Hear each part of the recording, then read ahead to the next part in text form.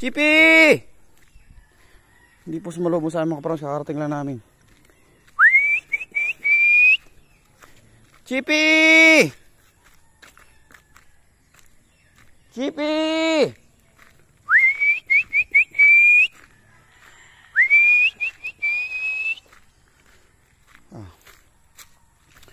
Naligaw nga yata ho mga kaparabis yung aso.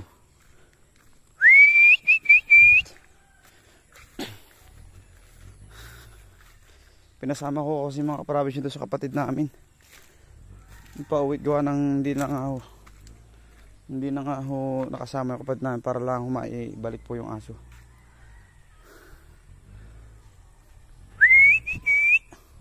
Ano po yung isa namin aso mga kaparabis eh. Libs! Tata Libs! Ano po yung isa namin aso mga kaparabis. Mahal ko po yung mga alaga kong aso mga kaparabis. Hindi lang po talaga namin naasahan na yun po ay hahabol sa amin ng ganun. Kasi malayo na po kami. Natingnan ako sa likod, wala naman po nakahabol. Tapos nung naliko na po kami, nakita namin naman. Paglingon ko ulit, nakita ko na nasa likod na namin. Ay kaya pinabilis pa po yung takbo ng motor. Ay gawa ng pag naiiwanan po namin, yun po sa Jay nag-aiuwi na. Kaso kaya pinatigil ko na rin po ay sobrang malayo na pero nahabol pa rin siya mga promise. Kaya naawa na rin po ako dun sa aso. No choice kundi isakay ko na rin.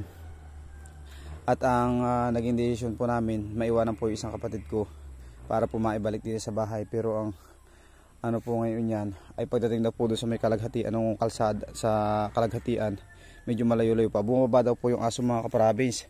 Hindi naman daw po kasakay. Inatawag niya umalis daw po yung aso. Hindi naman daw po kasakay daw yung aso. Naiwan din po yung aso mga kaparabis.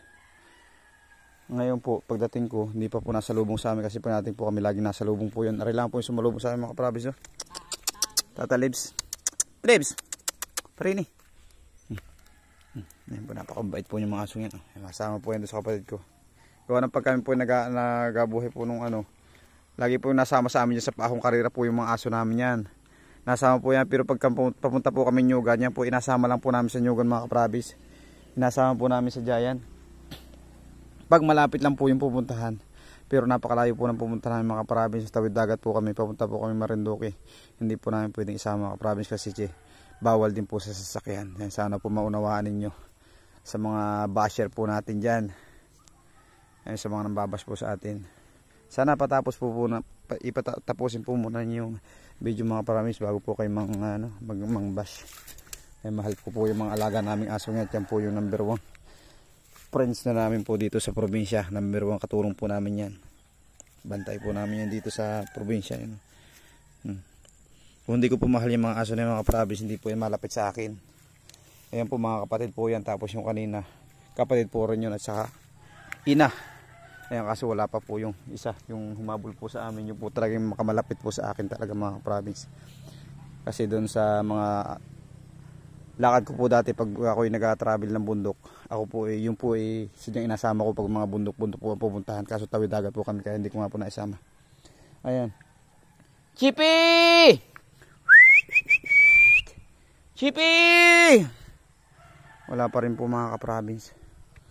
Sana naman walang masamang nangyari doon sa aso. Ari pa po yung isang aso namin. Ayan o. Ayan o. Ayan o. Damba na po yung sa akin o. Ayan o. Ayan o. Yan o, damba na po yung sa akin. Yan o, tuwa po. Tigigig! Yan o. Naaway naman po nung isa. Mga mahal po namin yung alaga namin na yan. Hindi lang po talaga wala po talaga yung isa. Nagkataon lang po talagang ganun po yung nangyari. Ayan, God bless po, God bless.